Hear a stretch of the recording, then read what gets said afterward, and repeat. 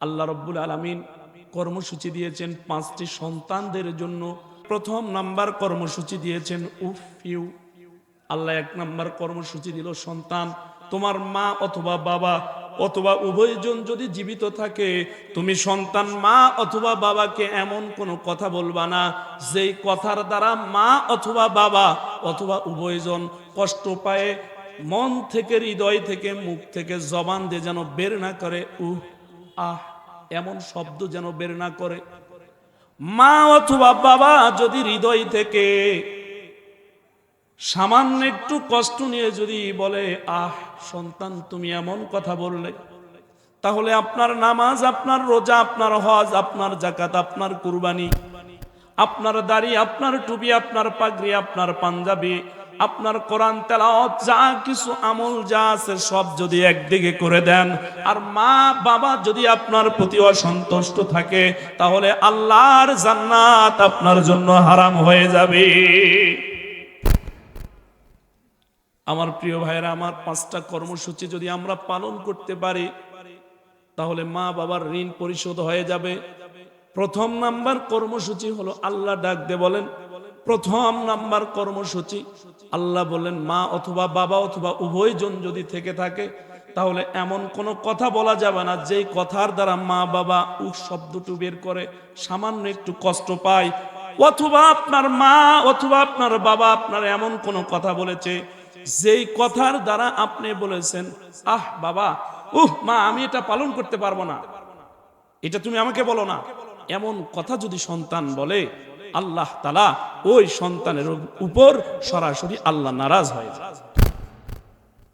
এই জন্য মা বাবাকে আমরা কখনো কষ্ট দিব না। রাজি আছি তো ইনশাআল্লাহ? এই জন্য মা বাবাকে কষ্ট যেই সন্তানেরা দিবে না, এমন সন্তান তৈরি করার দরকার আছে না?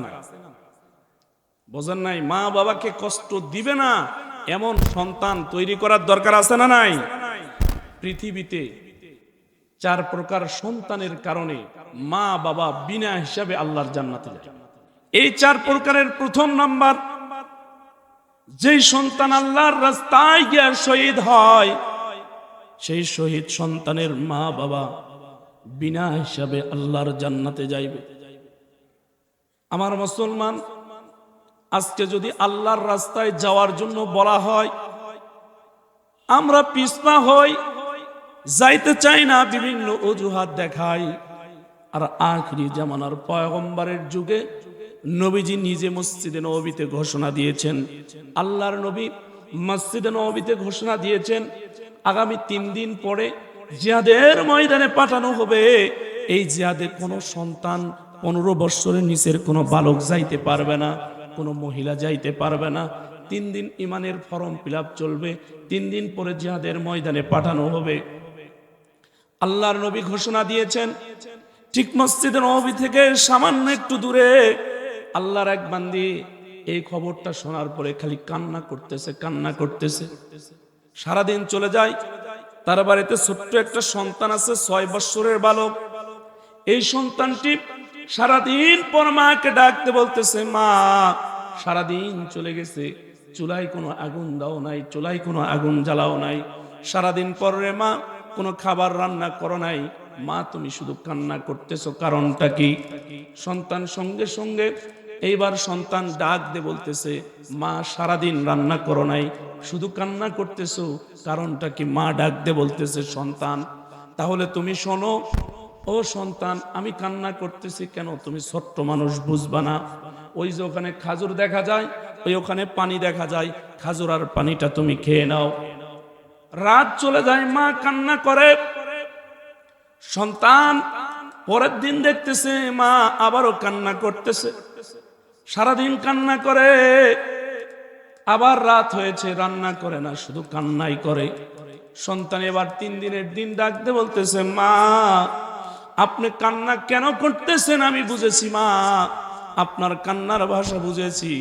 কিছুদিন পূর্বে আল্লাহর নবী আমার বাবাকে জিহাদে পাঠিয়ে দিয়েছিল, আমার বাবা জিহাদের ময়দানে গিয়া সেখানে শহীদ হয়েছে, মনে হয় আমার বাবার কথা মনে পড়েছে, সেই জন্য মা তুমি কান্না করতেছো।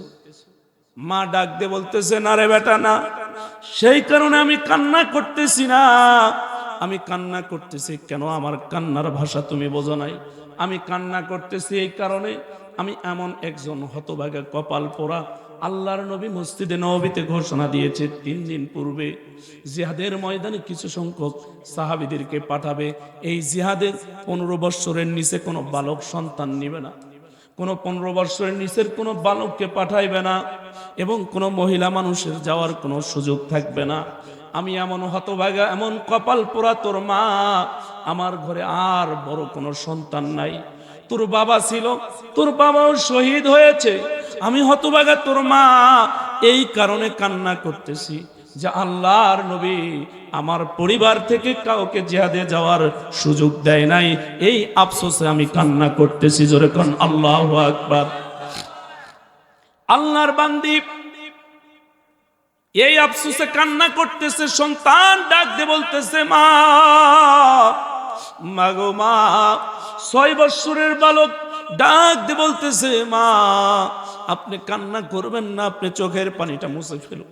আপনার কান্না আমার সইতে পারি না রে মা, আপনার কান্না আমার সহ্য হচ্ছে না মা। আপনি শুধুমাত্র রসুলের দরবারে আমারে নিয়ে যাইবেন।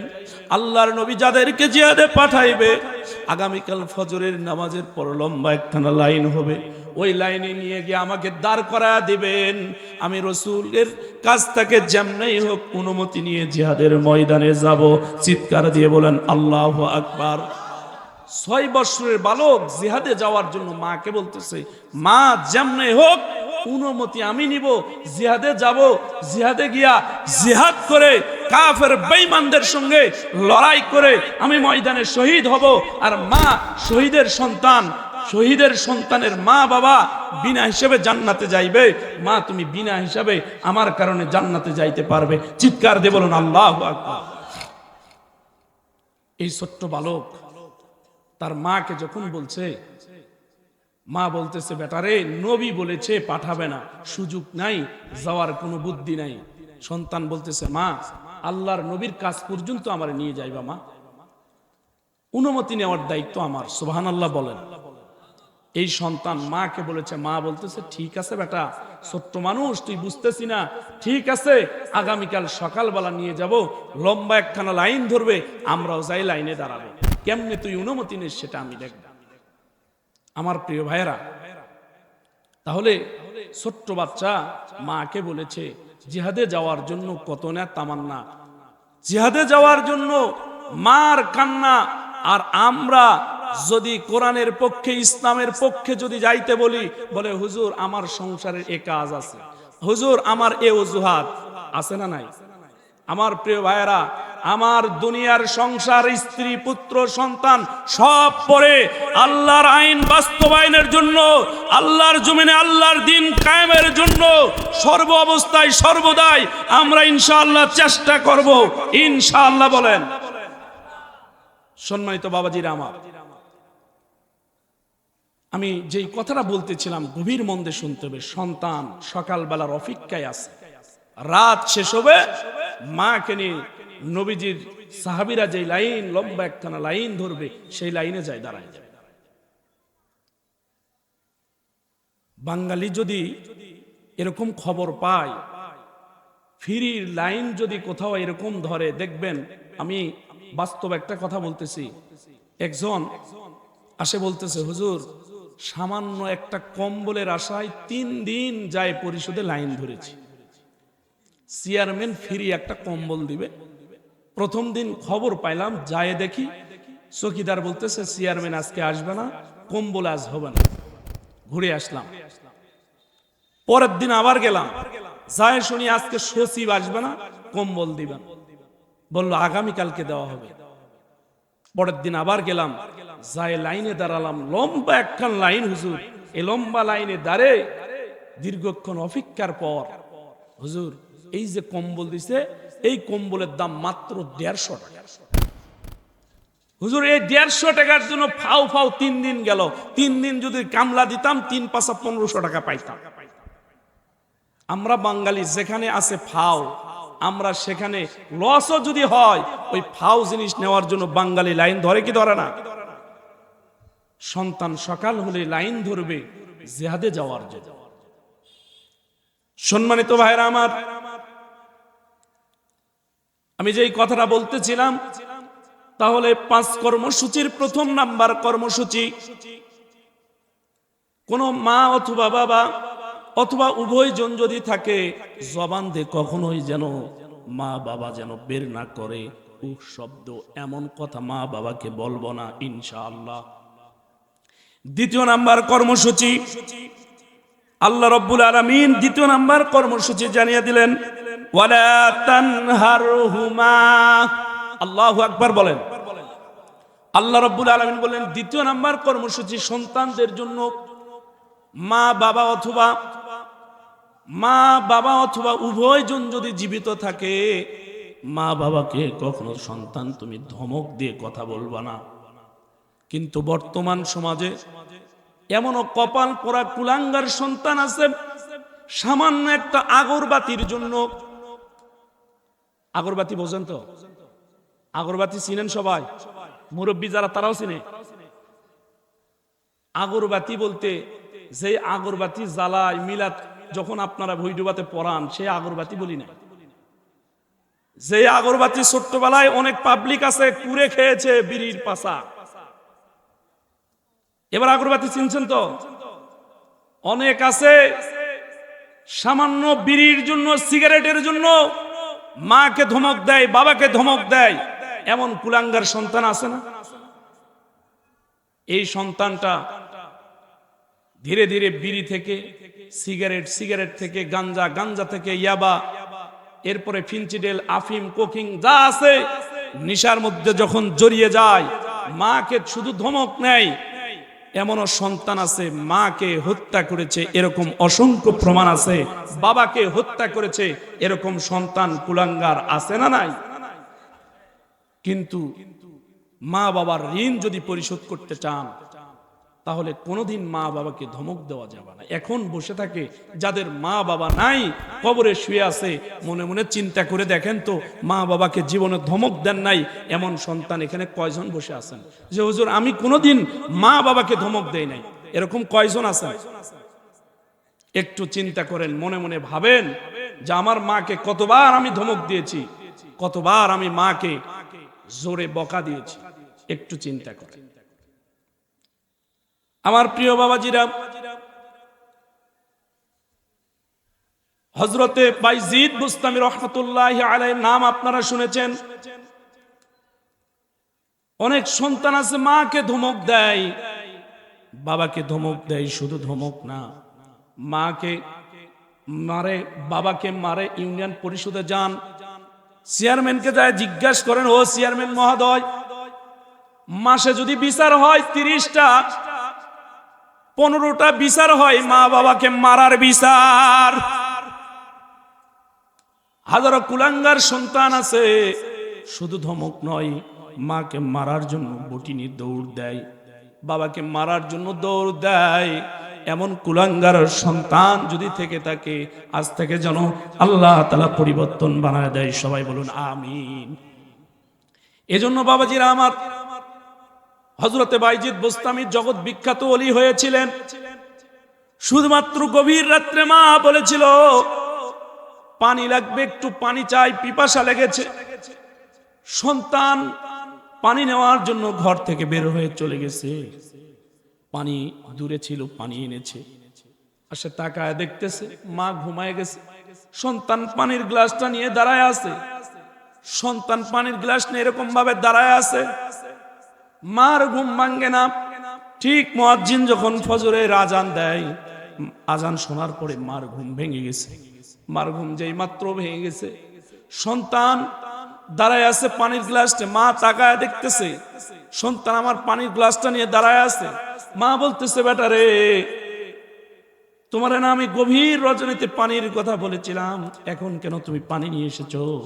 সন্তান বলতেছে, মা, গভীর রাত্রে যখন আপনি বলেছিলেন পানি নিতে গিয়েছিলাম, পানি একটু দূরে ছিল, কূপ থেকে পানি উঠাই এনেছি মা, আসে দেখি আপনি ঘুমায় গেছেন। মা, আপনার ঘুমের কষ্ট হবে, সেই কারণে পানি নিয়ে দাঁড়ায় আছি, না জানি আবার কখন পানিটা আপনি চান, এই কারণে মা আমি এখানে দাঁড়ায় ছিলাম পানি নিয়ে সারা রাত। মা সঙ্গে সঙ্গে চোখের পানি ছেড়ে দিয়ে ডাকতে বলতেছেন, ও আরশের মালিক আল্লাহ, সবাই চিৎকার দিয়ে বলেন আল্লাহ। ও আরশের মালিক আল্লাহ, আমার সন্তান আমাকে পানি পানের জন্য পানির গ্লাস নিয়ে এখানে সারা রাত দাঁড়ায় ছিল। আল্লাহ, আমার সন্তানকে তুমি ওলিয়ে কামেল বানায়া দাও। আল্লাহ রাব্বুল আলামিন জগৎ বিখ্যাত আল্লাহ তাআলা হযরতে বাইজিদ বোস্তামকে ওলি হিসাবে কবুল করেছেন। অথচ কত সন্তান মাকে ধমক দেয়, বাবাকে সন্তান ধমক দেয়, ওই সন্তানের কপাল নসিব পুড়ে যাবে। প্রিয় ভাইরা আমার, সন্তান তো ধমক দিবে তারাই যারা মা বাবার গুরুত্ব আর দায়িত্ব সম্পর্কে, মা বাবা কি জিনিস এটা যারা বোঝে না, তারাই তো ধমক। আপনাদেরকে খেদমতে বলতেছিলাম যে 4 প্রকার সন্তানের মা বাবা বিনা হিসাবে জান্নাতে যাবে। প্রথম নাম্বার বলেছি, শহীদের সন্তানের মা বাবা বিনা হিসাবে জান্নাতে যাইবে। দ্বিতীয় নাম্বার, আল্লাহর নবী আখিরি জামানার পয়গম্বর বলেন, যেই সন্তান আলেম হবে, হাফেজ হবে, ওই সন্তানের মা বাবা বিনা হিসাবে আল্লাহর জান্নাতে যায়। এজন্য কবি বলেন, আলেমের মাতা পিতা কত যে ভাগ্যবান, রোজ হাসরে আল্লাহ তাআলা নূরের টুপি করিবেন দান। যার সিনাতে আছে কোরআন, নেই কো তাহার ডর, কোরআন সারা হৃদয়খানি শয়তানেরই ঘর। এ মুসলমান, 2 নাম্বার, ওই সন্তানের মা বাবা বিনা হিসাবে আল্লাহর জান্নাতে যাইবে যেই সন্তানটা কোরআনুল কারীম পড়বে, কোরআন বুঝবে, কোরআন মানবে, কোরআনের হাফেজ হবে, আলেম হবে। ওই সন্তানের মা বাপকে আল্লাহ রাব্বুল আলামিন বিনা হিসাবে জান্নাত দিয়ে দিবে। এমন একটা সন্তান যদি তৈরি করতে পারেন, বিনা হিসাবে আল্লাহর জান্নাতে যাইতে পারবেন। শুধু তাই নয় রে বন্ধু, ও আমার মুসলমান বাবাজিরা, শুধু তাই নয়, আপনাদেরকে বলতেছি, দিলের কানটা দিয়ে মনটা নরম করে শোনেন। ওই সন্তান একটা তৈরি করেন, যেই সন্তানটা আপনি যেদিন মারা যাবেন, আপনি মারা যাওয়ার পরে আমার মতো হুজুর এনে, এই ভাইজানের মতো হুজুর এনে জানাজা নামাজ যদি আপনি পড়ায় নেন, আপনার জানাজা নামাজের সামনে আমরা শুধু নিয়ত বেঁধে আল্লাহু আকবার বলবো, আমরা দরুদ পড়ব, আমরা দোয়া পড়ব, জানাজা নামাজ পড়া দিব। কিন্তু রে বাবাজিরা আমার, একটা নিজের যদি সন্তান থাকে, ওই সন্তানটা যখন আপনার লাশকে সামনে নিয়া খাটিয়ার সামনে যখন দাঁড়ায় যাবে, সাদা মার্কিন কাপড় যখন পরায়া দিয়া খাটিয়ার উপরে আপনাকে রাখা হবে, ওই দিন যখন আপনার সন্তানটা আপনার খাটিয়ার সামনে দাঁড়ায় যাবে, আপনার সন্তানটা যখন জানাজার নামাজের সামনে দাঁড়ায়া দেখবেন, আপনার কথাগুলো মনে হবে। মা যদি মারা যায়, বাবা যদি মারা যায়, বাবার কিছু স্মৃতি সন্তানের মনে পড়ে যাবে, মার কিছু স্মৃতি মনে পড়ে যাবে। আল্লাহ রাব্বুল আলামিন তখন ওই সন্তানের দিকে তাকায় থাকবে, আর সন্তান মার কথা, বাবার কথা মনে করবে। আরে আমার বাবা নতুন জামা না পরে আমার ঈদের দিন নতুন জামা দিয়েছিল, আমার বাবা ভালো ভালো ফলগুলো না খেয়ে পচা ফলগুলো খেয়েছিল, পচা কলা খেয়েছিল, আমারে ভালো কলা দিয়েছিল, পচা পেয়ারাটা কেটে আমার মা বাবা খেয়েছিল, আর ভালো পেয়ারাটা আমারে দিয়েছিল। আমার মা পরের বাড়িতে কাজ করে, সে অন্যের বাড়িতে কাজ করে সারাদিন অনাহারে ছিল, আমারে খাবার দিয়েছে, সে অনাহারে ছিল। সন্তান এমন কথাগুলো মনে করবে। আর লাশ সামনে নিয়া যখন ইমাম সাহেব রক্তের সাথে সম্পর্ক থাকার কারণে, মার লাশ হওয়ার কারণে, বাবার লাশ হওয়ার কারণে সন্তানটা যখন চোখের পানি ছেড়ে দিবে, সঙ্গে সঙ্গে আল্লাহ রাব্বুল আলামিন ফেরেশতাদেরকে ডাক দিয়ে বলবেন, রে ফেরেশতারা, কি ব্যাপার, ইমাম সাহেব লাশ সামনে নিয়ে কেন কান্না করে? আল্লাহ রাব্বুল আলামিন জানার পরও ফেরেশতাদেরকে বলবেন, ফেরেশতারা ডাক দিয়ে বলবে, আল্লাহ, ও আল্লাহ, আপনি জানার পরে যখন জানতে চাচ্ছেন এই ইমাম সাহেবের সঙ্গে লাশের একটা রক্তের সম্পর্ক আছে, এই কারণে ইমাম সাহেব কান্না করতেছে, এই লাশ ইমাম সাহেবের মা হয়, এই লাশ ইমাম সাহেবের বাবা হয়, এই কারণে ইমাম সাহেব কান্না করতেছে। আল্লাহ ডাকতে বলবেন, রে ফেরেশতারা, তোমরা আজকে সাক্ষী থাকো, আমি রব্বুল আলামিন তোমাদেরকে সাক্ষী রাখে ঘোষণা দিয়ে দিলাম, এই ইমাম সাহেবের মার জিন্দেগির গুনাহগুলো আমি আল্লাহ মাফ করে দিব। ইমাম সাহেবের চোখের পানি নাকের ডোগায় আসার আগে আমি আল্লাহ ওই লাশের জিন্দেগির গুনাহ খাতাগুলো মাফ করে দিয়ে তাকে জান্নাতে দিয়ে দিব।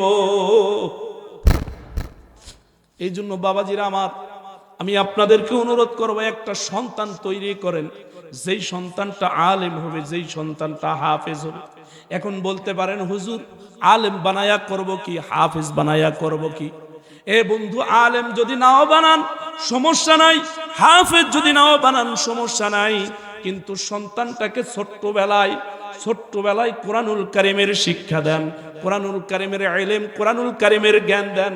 ছোট্টবেলায় সন্তান কোরআন যদি শিক্ষা করে, নামাজ কেমনে পড়তে হয়, জানাজা নামাজ কেমনে পড়তে হয়, জানাজার ইমামতি কেমনে করতে হয়, ছোট্টবেলায় শিক্ষা দেন। ছোট্টবেলায় শীতের সময় দেখবেন মুড়ি যদি কেউ পেঁয়াজ দিয়ে খেয়ে থাকে, এরপর যদি দেখবেন বিরিয়ানি যদি খায়, কিছুক্ষণ পর যদি ঢিকুর আসে, দেখবেন সুন্দর করে ওই ব্যক্তির ঢিকুর আসলে দেখবেন ওই পেঁয়াজের গন্ধ আসে, বিরিয়ানির কিন্তু আসে না। এই জন্য সন্তান ছোট্টবেলায় কোরআনের তালিম, কোরআনের শিক্ষায় শিক্ষিত করেন। আল্লাহর নবী বলেন, ওই ব্যক্তির চাইতে উত্তম ব্যক্তি আর কেউ নাই। নবীজি বলেন, খায়রুকুম মান তাআল্লামাল কুরআনাহু ওয়া আল্লামা। আল্লাহর নবী বলেন, যেই ব্যক্তি নিজে কোরআন শিক্ষা করে এবং অপরকে শিক্ষা দেয়, তার চাইতে শ্রেষ্ঠ মানুষ পৃথিবীতে আর কেউ নাই। এই জন্য বাবাজিরা আমার, ভাইরা আমার, আমি আপনাদেরকে অনুরোধ করব, একটা করে সন্তান জাগতিক শিক্ষায় শিক্ষিত করেন। এসপি বানান, ডিসি বানান, মন্ত্রী বানান, মাস্টার বানান, ডাক্তার বানান, ইঞ্জিনিয়ার বানান, এতে কোনো সমস্যা নাই। একটা সন্তান ছোট্টবেলায় কোরআনের তালিম, কোরআনের শিক্ষায় শিক্ষিত করেন, এরপরে জাগতিক শিক্ষায় শিক্ষিত করেন। কোরআনওয়ালা এসপি, কোরআনওয়ালা ডিসি কখনোই দুর্নীতি করবে না, সুদ ঘুষের সঙ্গে জড়িত থাকবে না। তখন দেখবেন এই যে যত 1 নাম্বার ইটের জায়গা 2 নাম্বার ইট আস্তার মধ্যে আর কেউ দেওয়ার সুযোগ পাবে না। কোরআনওয়ালা যদি এসপি হয়, কোরআনওয়ালা যদি ডিসি হয়, 1 নাম্বারের জায়গা 2 নাম্বার ইট বিচার সুযোগ আছে? আরে পিস বিছাই রাস্তায় 7 দিন না যাইতে মুরগি হাঁটলে মুরগির পার সঙ্গে পিস উঠে, এরকম দেখেন নাই আপনারা? রাস্তার কাজ করে জিজ্ঞাসা করেছিলাম এক কন্ট্রাক্টরকে, ভাই ঘটনা কি, এমন কেন কাজের অবস্থা? বলে, হুজুর যা বরাদ্দ হয় উপর থেকে আস্তে আস্তে আস্তে আস্তে যতটুকু থাকে সেটার থেকে আমার কিছু রাখে কাজ করে। কিন্তু কোরআনওয়ালা যদি এসপি, ডিসি, এমপি, মন্ত্রী হইতো, তাহলে আমাদের বাংলাদেশে এরকম 2 নাম্বারের করার সুযোগ থাকতো না। এজন্য ভাইরা আমার, আমি আপনাদেরকে অনুরোধ করব, একটা করে সন্তান আলেম যদি নাও বানাইতে পারেন, নামাজ কেমনে পড়তে হয়, ইমামতি কেমনে করতে হয়, ছোট্টবেলায় শিক্ষা দেন। এরপরে আপনি জাগতিক শিক্ষায় শিক্ষিত করেন, কোনো সমস্যা নেই। কিন্তু কোরআনুল কারীম মুসলমান নাম দিয়েছি, আল্লাহ কোরআন পৃথিবীতে নাজিল যখন করেছেন, সর্বপ্রথম আল্লাহ রব্বুল আলামিন আগে বলেছেন, ইকরা বিসমি রব্বিকাল্লাযী খলাক। পর তোমার প্রভুর নামে আল্লাহর কালাম আগে শিখো। আরে এমন একটি কোরআন, যেই কোরআন পড়লেও সওয়াব, যেই কোরআন শুনলেও সওয়াব, যেই কোরআন শুধুমাত্র আপনি যদি নজর দিয়ে তাকায় দেখেন, নেক নজরে দেখলেও সওয়াব। জোরে কোন সুবহানাল্লাহ। আমার সম্মানিত ভাইরা আমার, বাপজিরা আমার, এজন্য আসুন আমরা নিয়ত করব যে হুজুর আমার তো সন্তান নাই, নাতিপুতিকে দেন, নাতিপুতি নাই আপনার প্রতিবেশীকে দেন। একটি করে সন্তান কোরআনের তালিম, কোরআনের জ্ঞান, কোরআনের তলবে ইলম বানান। দেখবেন ওই সন্তানটা আপনাকে বৃদ্ধাশ্রমে রাখবে না, ওই সন্তানটা আপনাকে ধমক দিবে না, ওই সন্তানটাকে আপনাকে কখনো কষ্ট দিবে। এই জন্য আল্লাহ রাব্বুল আলামিন যাদের সন্তান আছে, একটি করে সন্তানকে কোরআনের শিক্ষায় শিক্ষিত করার যেন তৌফিক দান করে। সকলে বলুন আমিন। সকলে জোরে একটা তাকবীর দেই, লিল্লাহে তাকবীর। সম্মানিত বাবজিরা আমার, ভাইয়েরা আমার, আমি যেই কথাটা বলতেছিলাম, প্রধান মেহমান চলে আসবে কিছুক্ষণের মধ্যে, প্রধান বক্তা চলে আসবে। বাহিরে যারা এখনো আছেন দয়া করে ভিতরে চলে আসেন, আমি আমার কথাগুলো শেষ করে দিব। 4 প্রকার সন্তানের মা বাবা বিনা হিসাবে আল্লাহর জান্নাতে যাবে। 1 নাম্বার, শহীদ আল্লাহর রাস্তায় গিয়ে যেই সন্তান হবে তার মা বাবা বিনা হিসাবে জান্নাতে যাবে। 2 নাম্বার, হাফেজ আলেম যারা হবে তাদের মা বাবা বিনা হিসাবে জান্নাতে যাবে। শুধু মা বাবা নয়, এই যে ভাইজান বসে আছে, লম্বা একখান হাদিস নবীজি বলেন, শুধু মা বাবা নয়, একজন হাফেজের 10 জন সুপারিশ করার মতো আল্লাহ তাআলা তৌফিক দান করবেন, সুযোগ দিয়ে দিবেন। বলুন সুবহানাল্লাহ। আমার প্রিয় ভাইয়েরা, এরপরে 3 নাম্বার, আল্লাহর রাসূল বলেন, যে সন্তানটা জন্মের পরে প্রতিবন্ধী হয়, জন্মের পরে অন্ধ, চোখ নাই, জন্মের পরে বোবা, জন্মের পরে হাত নাই, পা নাই, লুলা, এমন প্রতিবন্ধী সন্তান কারো যদি আল্লাহ তাআলা দেয়, এরপরেও সে যদি আল্লাহর শুকরিয়া আদায় করে, সেই ব্যক্তিকেও আল্লাহ তাআলা জান্নাতে প্রবেশ করায় দিবেন। বলুন সুবহানাল্লাহ। সম্মানিত ভাইয়েরা আমার, এরপরে 4র্থ নাম্বার, নবীজি বলেন, নেককার একটা যদি সন্তান থাকে, সেই সন্তানটা কোরআনুল কারীম তেলাওয়াত জানে, সেই সন্তানটা 180 মাইল স্পিডে গুনাহ করে না। মোবাইল ফোনে ওই সন্তানটা মোবাইল ফোনে গভীর রজনীতে চ্যাটিং করে না, মোবাইল ফোনে কথা বলে না। এখন ওই সন্তানটা যদি গুনাহ না করে, ওই সন্তানটা যদি নামাজি ওয়ালা হয়ে যায়, ওই সন্তানটা যদি ভালো ভালো কাজ করে, ওই সন্তানটা যদি ইসলাম প্রিয় হয়ে যায়, ওই সন্তান একটা নেক সন্তান যদি রেখে আপনি যান, ওই একটা নেক সন্তানের বদলায় আল্লাহ রাব্বুল আলামিন আপনাকে বিনা হিসাবে জান্নাত দিয়ে দিবে। এজন্য ভাইরা আমার, আল্লাহ যেন আমাদেরকে সন্তান যেগুলো আছে দুনিয়াতে, প্রত্যেকটা সন্তানকে আল্লাহ যেন নেককার বানায় দেয়। সবাই বলুন আমিন। সম্মানিত ভাইরা আমার, বাবাজিরা আমার, 5টা কর্মসূচির কথা বলতেছিলাম। 3য় নাম্বার কর্মসূচি, আল্লাহ রাব্বুল আলামিন ডাক দিয়ে বললেন, ওয়া কুল্লাহুমা কওলান কারীমা। আল্লাহ রাব্বুল আলামিন বললেন, মা বাবার সঙ্গে সম্মানের সাথে কথা বলো। মা বাবার সঙ্গে যত কথা বলবা তখন সম্মান দিয়ে কথা বলবা।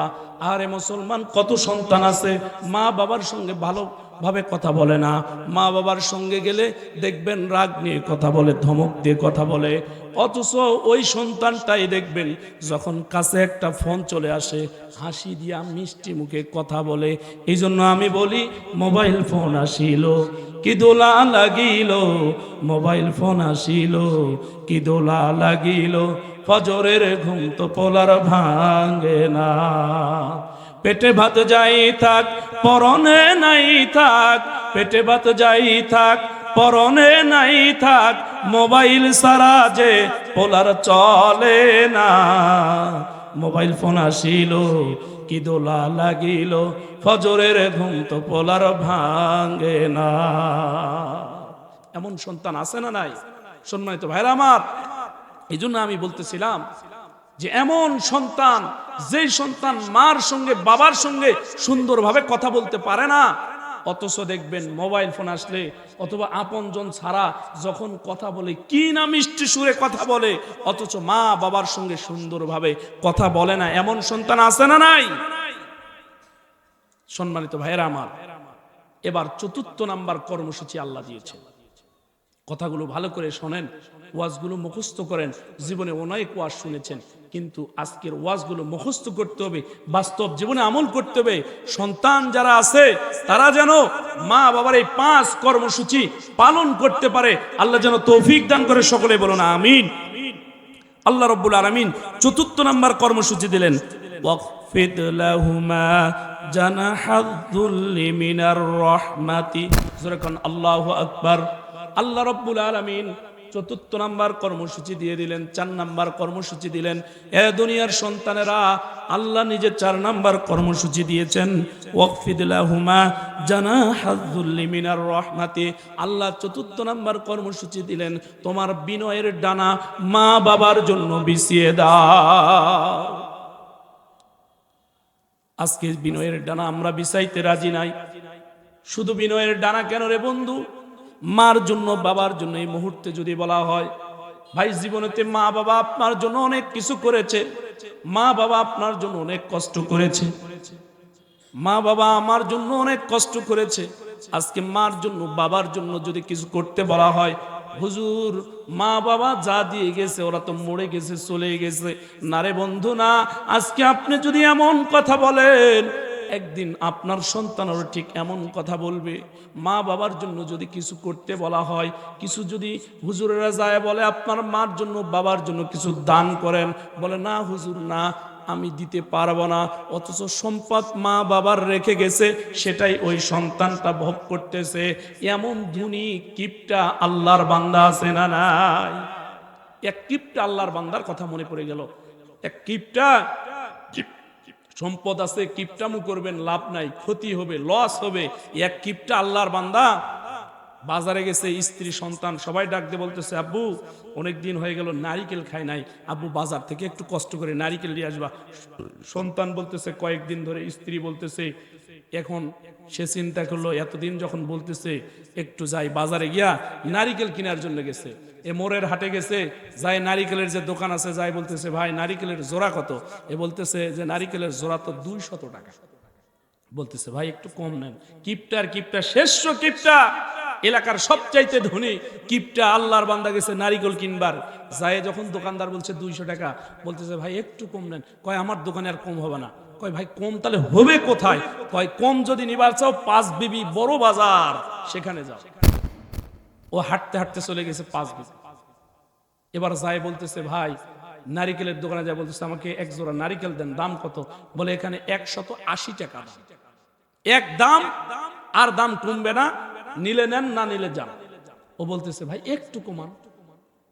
ও চিন্তা করলো মোড়ের হাট থেকে 5 বিবি হাটে আসে 20 টাকা কমছে, আর একটু যদি কমাই। এ বারবার বলার পরে দোকানদার বলতেছে ভাই আমার এখানে কমবে না। বলে কমবে কোথায়? ওই কম যদি নিবার চাও জয়পুরহাট নারিকেলের বড় দোকান আছে, সেখানে যাও। এই কিপটা হাঁটতে হাঁটতে চলে গেছে জয়পুরহাট। এবার জয়পুরহাট যাওয়ার পরে বড় একটা নারিকেলের দোকানে গেছে, যায় এবার ডাক দিয়ে বলতেছে, ও দোকানদার ভাই নারিকেলের জোড়া কত? বলে নারিকেলের দাম এখানে এক জোড়ার দাম 150 টাকা। এ চিন্তা করলো মোড়ের হাট থেকে জয়পুরহাট হাটে আসে 50 টাকা কমছে, এই 50 টাকা যখন কমছে আরেকটু চেষ্টা করে দেখি। বলতেছে ভাই দাম কত? একটু কমান ভাইয়া। বলতেছে না, নারিকেলের দাম কমবে না, নিলে নেন না নিলে যান, এখানে কম হবে না। বলে কম হবে কোথায়? বলে যান ওই চরে, সিরাজগঞ্জ চরে যান, সেখানে গেলে অনেক সস্তায় আপনি নারিকেল পাবেন। আল্লাহর বান্দা হাঁটতে হাঁটতে হাঁটতে সিরাজগঞ্জ চরে চলে গেছে। চরে গেছে, যায় দেখে এক বুড়া বেটা রশি নিয়ে, বাঁশ নিয়ে, এরপরে দা নিয়ে বসে আছে। যাই বলতেছে চাচা আমি এই এলাকায় এসেছি নারিকেল কেনার জন্য সস্তায়, চাচা নারিকেল পাবো কই? কই বেটা আমি তো নারিকেল পারে নিব, লোক খুঁজতেছি, ওই যে দেখতেছো গাছ আমারই গাছ, আমারে কিছু পায়রা দি, তুই কিছু পায়রা। এ কিপটা বললো যাক ভালোই, 200 টাকার নারিকেল সিরাজগঞ্জ পর্যন্ত হাটে আসে, আমি একবারে ফ্রিতে পাচ্ছি। মনের আনন্দে গাছে উঠছে নারিকেল পাড়ার জন্য। গাছে উঠছে, যেই মাত্র প্রথম ডাগরা ধরেছে, সেই মাত্র আল্লাহর বান্দার ডাগরা একটু দুর্বল ছিল, ধবাস করে পড়েছে। কিপটার হাঁটু গেছে, মাজা গেছে। কিপটা এবার বলতেছে হায় রে কোন কি আর হলো কি? কিপটা বলতেছে ফার্মেসিতে আসে, ডাক্তার এবার প্রেসক্রিপশন করে ঔষধ লিখে দিয়েছে যে তোমার চিকিৎসার এই ঔষধ কিনতে লাগবে 3000 টাকা। এবার কিপটা কান্দে আর বলে হায় হায় আল্লাহ, ওই 200 টাকার নারিকেল কিনাই ভালো ছিল। আমার প্রিয় ভাইরা, এরকম কিপটা সমাজে আছে না নাই? এ বন্ধু কিপটার কথা আরো একটা মনে পড়ে গেল। এইটা বলেই 5 নাম্বার কর্মসূচির কথা আমি বলে শেষ করে যাব। আল্লাহর এক বান্দা ছিল, এত কিপটা এ রুটি তৈরি করত, এত কিপটা ছিল, রুটি খাইতো না। এ আল্লাহর বান্দা রুটি পানির মধ্যে ভিজাইতো, আল্লাহর বান্দা পানির মধ্যে ভিজাইয়া রুটি ভিজা পানিটা খাইতো, আবার রোদের মধ্যে রুটি শুকাইতো, আবার পরের দিন ওই রুটি পানিতে ভিজাইতো, আবার রুটির পানি খাইতো, আবার রোদে শুকাইতো। আল্লাহর বান্দা কিপটার কিপটা। এই আল্লাহর বান্দা হঠাৎ করে একদিন এই রুটিটা রোদের মধ্যে শুকাইতে দিছে, এখন তাকায় দেখতেছে হঠাৎ করে কোথায় থেকে জানি একটা কাক আসে, সবল দিয়ে রুটি নিয়ে উড়াল দিয়ে গাছের ডালাই গিয়া যায় বসে পড়েছে। আল্লাহর বান্দা কিপটা এইবার ঢিল নিয়ে কাককে মারতেছে, ঢিল ছুঁড়ে মারা যখন শুরু করে দিয়েছে, আল্লাহর বান্দা এইবার কিপটা কাককে ছাড়বে না, রুটি তার নিয়ে গেছে। এত কিপটার কিপটা, এ রুটি ভিজাইয়া রুটি খাইতো না, রুটির পানি খাইতো। আল্লাহর বান্দার রুটি যখন কাক নিয়ে গেছে, সঙ্গে সঙ্গে আল্লাহর বান্দা কাকটার শান্তিতে বসতেই দেয় না, খাবে কাক কই থাকে, শুধু ঢিল মারে ঢিল মারে ঢিল মারে। কাক এক ডাল থেকে আরেক ডালে যায়, এক ডাল থেকে আরেক ডালে যায়, যাইতে যাইতে আল্লাহর বান্দা যখন ঢিল মারতেছে মারতেছে, কাক উঠতে উঠতে উঠতে উঠতে কাক চিন্তা করলো দূরে কোথাও নিয়ে যায়। আল্লাহর বান্দা এবার তীরবার করে কাককে মারা শুরু করে দিয়েছে। কাক উড়াল দিয়ে যাইতে যাইতে কাকের পিছনে সে দৌড়াইতেছে, ছুটতেছে ছুটতেছে। এইবার কাক দৌড়াইতে দৌড়াইতে কাক যাইতে যাইতে যাইতে যাইতে বিশাল সামনে একটা নদী পেয়েছে। কাক এবার হাঁপায় গেছে, এমনিতেই ঠোঁটের মধ্যে রুটি আছে। কাক এইবার কাক যখন উড়াল দিতেছে, কাক তাকায় দেখতেছে সামনে বিশাল একখানা নদী, পানি আর পানি, চতুর্দিকে তাকায় দেখে পানি আর পানি। কাক এবার ডাকতে বলে, আল্লাহ, এমন এক কিপটার রুটি এনেছি, আল্লাহ আমাকে কোন ডালের মধ্যে শান্তিতে বসেও থাকতে দেয় না, খাবো তো দূরের কথা। আল্লাহ, এই যে সামনে পানি আর পানি, আমি কাক যদি এখন হাঁফায় গেছি, আমি যদি উড়াল দিতে না পারি, আল্লাহ এই পানিতে পড়ে আমি মারা যাব। রব্বুল আলামিন, আয় আল্লাহ, তোমার যেই কিপটা বান্দার রুটিটা আমি এনেছি, আল্লাহ ওই বান্দার নামে উটিটা আমি সদকা করে দিয়ে উড়াল দিয়ে চলে গেলাম। এইবার কাক উড়াল দিয়ে চলে গেছে। আল্লাহর বান্দা তিনিও মনে মনে বলল, যাক, কাক যখন নিয়ে গেছে, কাক খাইতে পারলো না, পানিতে রুটিটা পড়ে গেছে, আমিও আল্লাহর হস্তে আল্লাহর নামে সদকা করে দিলাম। জোরে কোন আল্লাহু আকবার। এ বন্ধু, এ আল্লাহর বান্দা কিপটা, এত বড় কিপটা ছিল, ধনী মানুষ। আল্লাহর বান্দা যেই দেশে বসবাস করত, ওই দেশের বাদশাহ আবার ছিল জালেম। ওই দেশের বাদশাহ শুধুমাত্র কবর খুঁড়েছে, এলান দিয়েছে দেশের জনগণ কমায়া দিবে। বাদশাহ ঘোষণা দিয়েছে অনেকগুলো কবর খুঁড়েছে, যেই কবরের মধ্যে ঢুকে 24টা ঘন্টা থাকতে পারবে তাকে 50,000 করে টাকা পুরস্কার দিবে। বাদশাহ ভালো করে জানে 24 ঘন্টা কবরে থাকা সম্ভব নয়, 24 ঘন্টা কেউ থাকতেও পারবে না, আমার টাকা পুরস্কার কেউ নিতেও পারবে না। বাদশাহ যখন এমন ঘোষণা দিয়েছে, সঙ্গে সঙ্গে ওই কিপটা দাঁড়ায় গেছে। কিপটা বলে, দেশের মধ্যে, এই রাজ্যের মধ্যে কেউ যদি 50,000 নিতে রাজি না হয়, আমি রাজি আছি বাদশাহ, আপনার কবরে ঢুকতে আমি রাজি আছি। এই কিপটা আল্লাহর বান্দা বাদশার কথা মতো কবরে ঢুকবে। তার ছেলে আসে, মেয়ে আসে, তাকে বুঝায় যে বাবা অনেক ধন সম্পদ আপনার আছে, আপনি সেগুলোই খরচ করেন না, বাবা কি দরকারে কবরের মধ্যে ঢোকার, আপনি ঢুকলে সেখান থেকে জিন্দা বের হতে পারবেন না, বাবা আপনাকে ওই কবরে ঢুকতে হবে না। সঙ্গে সঙ্গে বাদান গো, ওই কিপটা বলে, আমি যদি মারা যাই, আমার সয় সম্পত্তি সব বন্টন করে তোমরা নিও, কোনো আমার আপত্তি নাই, আফসোস নাই, আমি ওই কবরে ঢুকবো। ওই 50,000 টাকা আমি চাই, আমি বেঁচে থাকি আর না থাকি, আমি কবরে ঢুকতে চাই। এই কিপটা আল্লাহর বান্দা কবরে ঢুকেছে। এ মুসলমান, কথাটা একটু দিলের কান দিয়ে শুনবেন। আল্লাহর বান্দা কবরে ঢুকেছে, কবরে 24 ঘন্টা পর হাজার হাজার মানুষ এসেছে। 24 ঘন্টা পর কবর ওপেন করা হবে, কবরটা খোলা হবে। বাদশা তো আনন্দে আছে যে এই কবর থেকে যে উঠবে সে জিন্দা উঠবে না।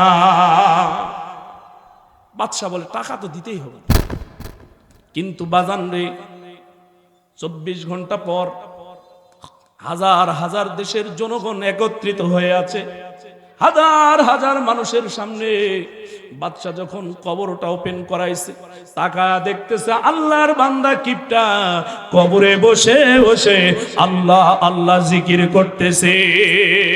আল্লাহু আকবার। বাদশা তাকায় যখন দেখছে, কিপটা ডাক দিয়ে বলতেছে, বাদশা এক মুহূর্ত দেরি নয়, আপনার 50,000 টাকা আমি চাই। বাদশা সঙ্গে সঙ্গে বলে, এই যে পুরস্কার 50,000 টাকা। বাদশা যেই মাত্র দিয়েছে, এ মুসলমান, বাদশার টাকা নিয়ে যেই মানুষটা জীবনে টাকা খরচ করতো না, এত কিপটা মানুষ ছিল, সেই মানুষটা টাকা নেওয়ার পরে বাদশাকে বলতেছে, বাদশা এই মুহূর্তে 50,000 টাকা আমার সামনে যেই সব গরিব মিসকিন অসহায় দাঁড়ায় আছো, হাতখানি উত্তোলন করো, আমি এক মুহূর্ত দেরি করব না, এই মুহূর্তে এই টাকাগুলো আমি বন্টন করে দিব। এইবার কিপটা টাকা তখন বন্টন করে দিয়েছে। বাদশা বলে, কেরে তুই যে এত কিপটা ছিলি, নিজের স্ত্রী সন্তানের জন্য টাকা ব্যয় করতি না, তোমার সন্তানের জন্য খরচ করতে না, তুমি কবর থেকে ওঠার পরে 50,000 টাকা নিমেষেই বন্টন করে দিলে। সন্তানরাও দেখে অবাক হয়ে গেছে, আমার বাবা কেমনে এত পরিবর্তন হলো, টাকা কেমনে কষ্ট করে 50,000 ইনকাম করেছে, কেমনে খরচ করলো। আমার মুসলমান বাবাজিরা, আমার ভাইয়েরা আমার, সঙ্গে সঙ্গে আল্লাহর বান্দাকে ডাক দিয়ে বলা হলো, ওগো আল্লাহর বান্দা, আমরা তো বুঝলাম না, আমরা জানতাম দেশের মধ্যে 1 নাম্বার তুমি ছিলে কিপটা, 1 নাম্বার কিপটা হওয়ার পরে 50,000 টাকা তুমি বন্টন করে দিলে, ব্যাপারটা কি, ঘটনাটা কি? বাদশাকে এবার আল্লাহর বান্দা ডাক দিয়ে বলে, তাহলে বাদশা আপনি যদি শুনতে চান শুনেন। আমি যখন ওই কবরের মধ্যে ঢুকলাম, আপনারা যখন উপরে মাটি দিয়ে চলে আসলেন, আমি শুনেছিলাম হুজুরেরা বলেছিল, হুজুরেরা ওয়াজ করেছিল, ওয়াজের মাধ্যমে শুনেছিলাম কবরের মাটি নাকি চাপা দেয়। বাদশা এটা আমি বিশ্বাস করতাম না। হুজুররা যখন দান চাইতো, হুজুররা বলতো কবরের আযাব মাফের জন্য, মা বাবার জন্য দান করেন, আমি বিশ্বাস করতাম না, খরচ করতাম না। কিন্তু বাদশা টাকা দেখি, আপনারা আসার পরে টাকা দেখি, আরে কবরের মাটিগুলো, দুই পার্শ্বের মাটিগুলো একত্রিত হওয়া শুরু হলো। ডানের মাটি, বামের মাটি, নিচে মাটির বিছানা। সবাই বলেন, ডানে মাটি, বামে মাটি, নিচে মাটির বিছানা।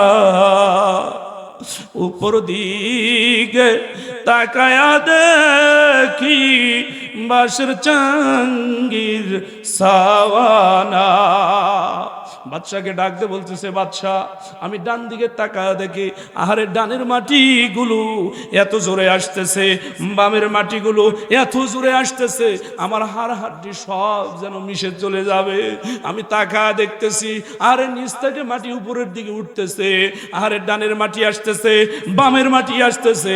সেই সময় আমি আল্লাহকে ডাক দিয়ে বললাম, আল্লাহ, ও আল্লাহ,